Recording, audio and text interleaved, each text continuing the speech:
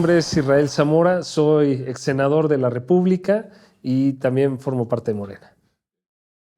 Como mencionas, la reforma al Infonavit es una reforma muy importante, dentro de las cuales se contempla que las personas puedan tener acceso a vivienda, que es un tema muy importante en nuestro país. Esta reforma nace de este paquete de reformas que presentó el presidente Andrés Manuel, que fueron constitucionales y que se presentan el 5 de febrero del año pasado, ya hace más de un año, y llevaron un proceso legislativo que se aprueban después ya en la nueva legislatura, una vez que iniciaron en septiembre del año pasado las discusiones, se aprueba y en noviembre del año pasado, ya siendo presidenta la doctora Claudia, se aprueba por los congresos locales, se aprueba por el Congreso Federal primero, por la Cámara de Diputados, por el Senado, esta reforma constitucional, y la aprueban los estados. ¿Qué se previó ahí en nuestra Constitución? Que todos los trabajadores puedan tener acceso a una vivienda para adquirirla y quedársela en propiedad o bien para arrendarla. Esa es una nueva figura en donde se permite al Infonavit, a través de esta reforma, que repito, es muy importante que digamos que es constitucional primero, porque ahí se le da la facultad al Infonavit de poder tener una empresa filial que se dedique a construir la vivienda, porque en nuestro país hay un déficit de 8 millones de viviendas, o sea, hace falta la construcción de mucha vivienda. ¿Por qué nació esto? ¿Por qué el presidente Andrés Manuel dijo es necesario que se haga a nivel constitucional primero? Porque era un anhelo incluso previo a la Revolución Mexicana. Era un anhelo que tuvieron hay registro de que Enrique y Ricardo Flores Magón fueron de los primeros que comenzaron a impulsar que los trabajadores deberían tener acceso a una vivienda, que se las proporcionaran los patrones. Y entonces en nuestra Constitución de 1917 ya se preveía que los patrones tenían la obligación de dar una vivienda o acceso a habitaciones, decía en ese momento, a los trabajadores, a sus trabajadores, que fueran condiciones de higiene y dignas. Pero era muy difícil para los patrones en ese entonces cumplirlo. Se establecía que primero los que tuvieran más de 100. Pero obviamente, entre más trabajadores tuvieran, más se complicaba.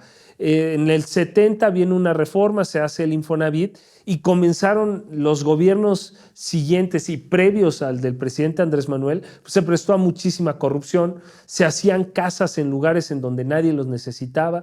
Los trabajadores, por ejemplo, de la Ciudad de México, obtenían su crédito y no les alcanza para comprar una casa en la Ciudad de México, que se han encarecido. Entonces terminaban comprando casas en lugares muy alejados de sus centros de trabajo, en Pachuca, por ejemplo, en Hidalgo, algunos, otros en el Estado de México, muy lejos de su centro, 3 o 4 horas de traslados, etcétera, y a veces se construía por corrupción y por muchas otras circunstancias, en lugares en donde ni siquiera había acceso a los servicios elementales de agua, drenaje, de luz. Entonces eso generó un problema muy serio para los jóvenes, o sea, los jóvenes que son de nuestra generación, de los millennials para acá, pues comprar una casa es muy, muy difícil. Entonces esta reforma venía a eso. Cuando llega la presidenta Claudia, ya aprobada esta reforma constitucional, dicen, ok, hay que hacer las reformas a las leyes reglamentarias, específicamente a la ley del Infonavit y a la ley federal del trabajo, para que ya se regule ahora sí cómo va a funcionar esta empresa, cómo va a ejecutar el Infonavit estas facultades que ya tiene constitucionales. Y entonces se vienen estas reformas que son las que en estos días, la semana pasada que se aprobó en el Congreso Federal, pues ha llamado muchísimo, muchísimo la atención. ¿Y en qué consiste? Bueno, en que se les da estas facultades al Infonavit para crear, repito, esta empresa filial y a construir vivienda. Ahí se agarró la oposición y comenzaron a decir, no, es que se van a robar el dinero de los trabajadores, cuando los gobiernos del PRI y del PAN pues hicieron mucha corrupción. Repito, vimos al titular del Infonavit demostrando en las mañaneras varios actos irregulares que se presentaron en administraciones previas a la del presidente Andrés Manuel. ¿Y cómo era la tranza, no? Pues llegaba a tal grado de que a veces, repito, se construía en lugares en donde ni siquiera había acceso a los servicios elementales, pero va más allá.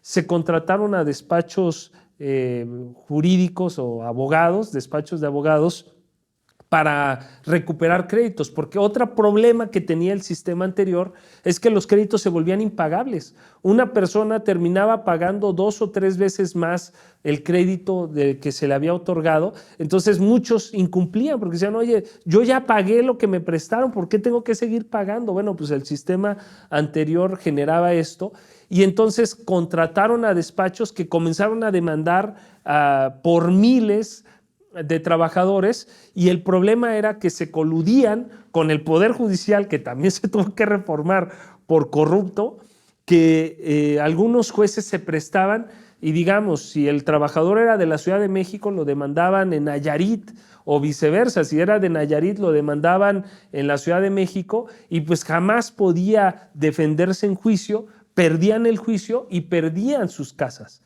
Y entonces hay casos en donde también por cuestiones de corrupción una casa se vendió 3 o 4 veces. Entonces, esta reforma lo que viene a hacer realmente, ¿qué es? Sí, el dinero, ¿de quién es? Pues la propia reforma establece de manera puntual que las aportaciones que dan los patrones para cumplir con esa obligación que yo mencionaba de dar vivienda a sus trabajadores, ese dinero es patrimonio de los trabajadores. Y así se establece de manera textual en la reforma que ese dinero no es del gobierno, no es de los patrones, es de los trabajadores. Y ahora, ¿cómo entonces garantizamos que se va a ocupar bien?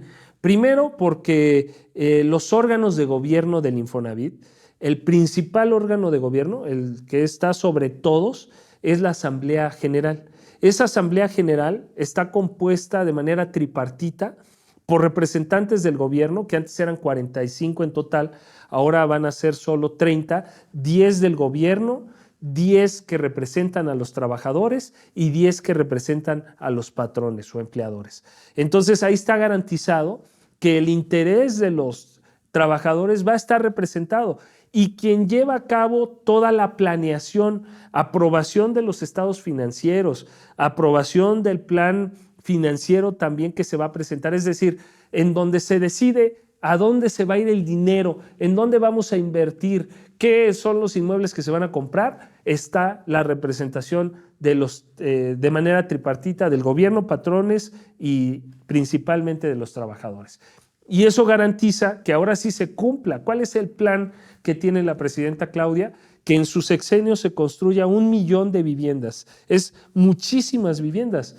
Va a ser uno de los ejercicios más importantes que ha habido en décadas de construcción de vivienda y de ese millón, 500,000 las va a ejecutar el Infonavit. Es decir, 500,000 el Infonavit las va a construir a través de esta empresa filial que va a dar prioridad, así lo establece textualmente, a jóvenes que no tienen vivienda, a personas de escasos recursos, al que tenga el salario más bajo, ellos van a tener prioridad, y también madres solteras. Entonces, a los grupos vulnerables es a los que se les va a dar prioridad para que puedan acceder a esto. Y se prevé una figura muy novedosa que solo hay registro en algunos países como en Suiza, en Austria, perdón, en Austria, y también en Chile hay algún ejercicio similar, que es el arrendamiento social.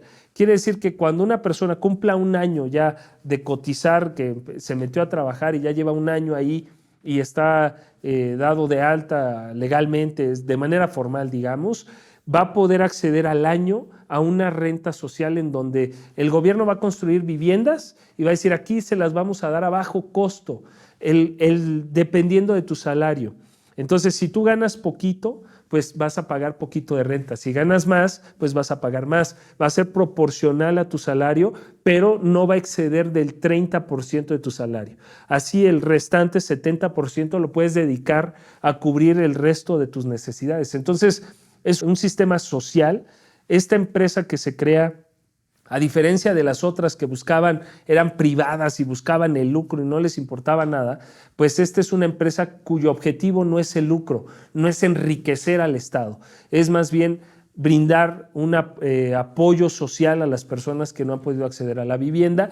Se prevé también que los órganos de vigilancia, los órganos que van a auditar dentro del Infonavit, el Comité de Auditoría y la Comisión de Vigilancia, también tienen representación tripartita igualitaria. O sea, no va a haber mayor representación del gobierno en alguno de estos órganos. Se va también a auditar de manera externa con un contador los estados financieros que va a analizar la Asamblea General, y el Consejo de Administración, que eso es muy importante también está compuesto por una integración tripartita en donde participa gobierno, trabajadores y patrones de manera equitativa, ¿no? Los mismos representantes para cada uno de los sectores. Entonces eso te garantiza un mejor manejo del Infonavit en que es un tema de los más importantes, la vivienda. Los otros 500,000 los va a ejecutar el CONAVI, ¿no? La Comisión Nacional para la Vivienda o de Vivienda. Entonces ahí está el 1,000,000 de viviendas que pretende construirse en este sexenio la presidenta Claudia, y creemos que lo va a lograr. Y repito, los beneficiados van a ser personas que se encuentran actualmente en una situación de vulnerabilidad. Mira, a partir de que se publicó en el Diario Oficial de la Federación esta reforma a las leyes reglamentarias, porque recordemos que la Constitución ya está, entonces ahorita ya estamos en las reglamentarias, se le dio un periodo de 30 días, por ejemplo, para que el Infonavit pueda crear esta empresa que va a funcionar no como una empresa paraestatal, digamos, sino va a ser una empresa regulada con la legislación civil, que eso es muy, muy importante. Entonces, la legislación mercantil va a ser la que va a regular esta empresa. Hay 30 días, pero también hay otros días, 90 y 180 días, que se tienen que hacer varias cosas. Primero, la Secretaría de Hacienda y Crédito Público y la Comisión Nacional Bancaria y de Valores van a emitir reglas, también van a supervisar al Infonavit, van a estar checando cómo otorga el crédito para que no se utilicen esquemas que en otro tiempo se utilizaban, que le prestaban a personas que sabían que no iban a pagar, y de esa manera también se defraudaba al fisco, más bien a las arcas del Estado. Y entonces ahora ellos van a garantizar cuáles van a ser las reglas para que el Infonavit pueda otorgar los créditos y que no sea de un trabajador o un servidor público que se corrompa, que de manera subjetiva y que él determine otorgue los créditos, ¿no? Ahora va a haber las reglas transparentes, que todo el mundo las conozca, y esas reglas las va a emitir, repito, la Secretaría de Hacienda y Crédito Público y la Comisión Nacional Bancaria y de Valores. Por supuesto, la va a aprobar la Asamblea General, y ellos también van a llevar un control de esta política. Entonces, te repito, establecen esos términos, 30, 90 y 180 días para lograr esto, y yo creo que a partir ya a finales de este año ya comenzaría a operarse. Yo espero que los temas de arrendamiento social comiencen antes, pero sí es importante que ya estemos. Recuerden que uno de los requisitos es tener un año, así lo prevé, para poder acceder a este nuevo beneficio de las rentas sociales, que no pueden exceder del 30% de nuestro salario, y eso va a ser bien importante porque ya hay muchos inmuebles que ya están, que son del Infonavit y que por alguna cuestión, repito, están abandonados, pues esos los va a administrar también la empresa filial. Y entonces no solo va a construir, sino también va a administrar eso, el cobro de la renta, que eso es muy importante, porque uno dice, oye, ¿y qué va a pasar si alguien incumple? ¿No? Porque ese es un espacio, se van a volver en espacios, desde mi punto de vista, muy codiciados. Mucha gente va a decir, oye, pues es barato, está bien ubicado, tiene todos los servicios, entonces muchas personas van a querer estar ahí. ¿Cómo se garantiza? Con la propia subcuenta de la vivienda. O sea, el patrón le va depositando a su cuenta al trabajador, eso se va guardando, digamos, para que pueda acceder a la renta social primero y después incluso a comprar el inmueble, porque un joven pues dice, oye, yo todavía no tengo los puntos suficientes para acceder a un crédito para poder comprar mi vivienda. Bueno, no importa, primero accedes cumpliendo un año a la renta, y esa renta, a diferencia de la renta que se paga a un privado, el beneficio es que se te va a acumular para que cuando quieras adquirir el inmueble y puedas hacerlo, entonces ese dinero se te tome en cuenta y no lo estés tirando, ¿no? Porque mucha gente dice, es que la renta que doy, pues prácticamente la estoy tirando, es dinero, nunca hago patrimonio. Y esta reforma lo que busca es que los mexicanos tengan un patrimonio, que es importantísimo porque es donde el núcleo de nuestra sociedad convive todos los días y debe ser seguro. No solo es construir la casa que va a generar beneficios de vivienda, sino ¿quién la va a construir? Necesitamos a un trabajador que nos preste su mano de obra, o más bien que se contrate para que la haga, y eso implica un nuevo trabajo para una persona. Entonces, si vas a construir 1 millón de viviendas, implica una generación de empleo importantísima, una derrama económica que va a servir como un impulso mismo a la economía, porque el trabajador va y lo consume, el dinero que le pagaron por hacer esa vivienda social, pues él va a ir y la va a gastar con el señor de la tienda, con la señora de la farmacia. Entonces beneficias a muchísimas personas de manera indirecta también con esto. Pero lo que nosotros esperamos es que eso detone. México tiene, lo hemos visto ahora con las presiones de Estados Unidos y con esta incertidumbre que se da en otras monedas, el peso mexicano se mantiene sólido precisamente porque el panorama de nuestro país económicamente se ve muy bien y creemos que la vivienda sin duda va a ser muy demandada en los próximos años y creemos que este es un gran paso para que ahora sí el Infonavit comience a cumplir con una labor que, te repito, es histórica.